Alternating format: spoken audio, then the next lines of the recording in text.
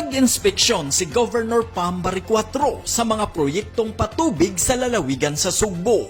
Una nga gitanaw sa gobernador ang Malabuyok Bulk Water Supply Project nga nagkantidad og kapin 70 milyones pesos. Napanglantawan sa gobernador ang kamahinungdanon sa proyekto tungod kay importante sa kinabuhi ang supply sa tubig. Ang Malabuyok Bulk Water Supply Project nagtumong sa paghatag og serbisyo sa supply sa tubig sa mga barangay sa Poblasyon 1, Poblasyon 2, Montañesa, Luok ug Santo Niño.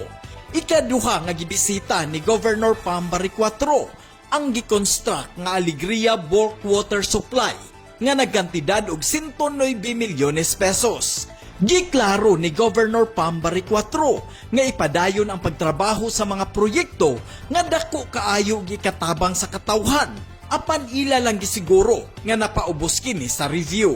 Sa nasayran ang kagamhanan sa probinsya sa Sugbo, naghimo og review sa mga infrastructure projects aron pagsiguro nga nakasunod kini sa insaktong proseso nga maghatag og kaayuhan sa mga Sugboanon.